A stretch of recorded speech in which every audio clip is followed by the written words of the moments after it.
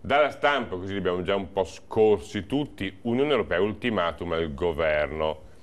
Servono nuove misure entro mercoledì, risate sull'Italia all'incontro Merkel-Sarkozy.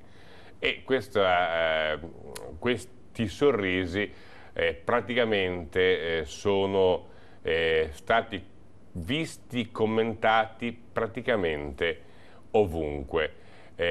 Ci hanno offeso, è colpa di Berlusconi, comunque non si dovevano permettere, ve l'ho chiesto appunto tramite Facebook con le immagini di questi fatti. Lucia Gadella: per una volta mi piacerebbe che invece di dare addosso a Berlusconi si facesse quadrato intorno all'istituzione della Presidenza del Consiglio, a prescindere da chi è il Presidente.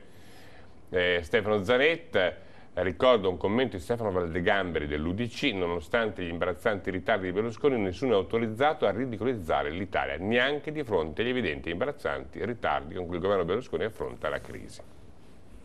È così. Indipendentemente da come uno sia collocato rispetto a Berlusconi e alle sue vicende umane e politiche, credo che sia intollerabile per noi italiani vedere un presidente della Francia che si permette di ridicolizzare e di schernire in maniera così palese e di cattivo gusto un paese amico e un grande paese fondatore dell'Unione Europea come l'Italia. Devo dire che da questo punto di vista già la Merkel si è comportata meglio, ha superato il suo iniziale imbarazzo, il fatto di trovarsi accanto a Sarkozy, e poi ha recuperato con una frase istituzionalmente cortese nei confronti del Presidente del Consiglio. È una pagina veramente che fa dispiacere e devo dire che è stata una caduta di stile evidente da parte del Presidente Sarkozy. Ci sta Sarkozy come Zidane per la testata famosa data a Materazzi? È una testata data a Berlusconi questa? No, è peggio perché Zidane non faceva il Presidente della Francia, faceva solo il giocatore di calcio. E allora, Franco Gentile, non è questione di permettersi o meno, l'hanno fatto, le risposte sono state politicamente corrette, ma era chiaro che in particolare la Merkel, quando ha parlato di autorità italiana, non si riferiva al nostro premier quando ne parla in positivo. Marco Bottin, al di là che ci fosse Berlusconi o Prodi o chi volete, l'atteggiamento sghignazzante non era necessario, sì. Così hanno offeso anche gli italiani. Ha ragione, io sono perfettamente d'accordo con Bottin. E quale deve essere il comportamento della nostra diplomazia oggi, dopo che comunque questo è successo?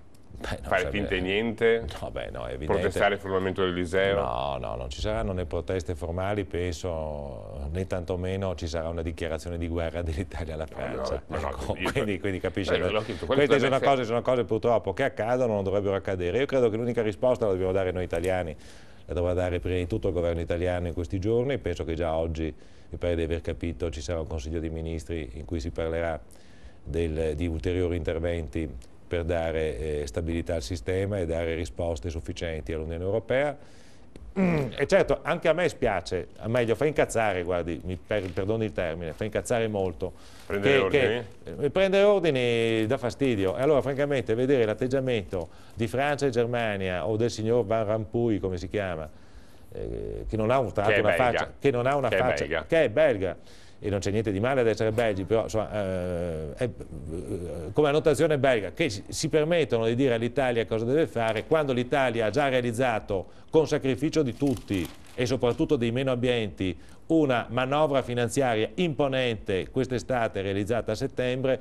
Francamente prendere ordini e questo atteggiamento di sufficienza e di superiorità che purtroppo spesso il Presidente Sarkozy e non solamente lui ha nei confronti dell'Italia non dà fastidio, dà molto fastidio. Noi dobbiamo essere bravi, combattivi e coesi tra di noi per dare risposte pronte e celeri ai francesi e in particolare al signor Sarkozy. Alex Cioni, non è una questione di oggi la supponenza franco-tedesca nei confronti degli altri membri dell'Unione Europea, in particolare dell'Italia. Per esempio la Francia con la guerra libica ha sferrato un altro colpo basso all'Italia. Sarebbe il caso di reagire, sarebbe anche ora di un sussulto di dignità patriottica. Devo ricordare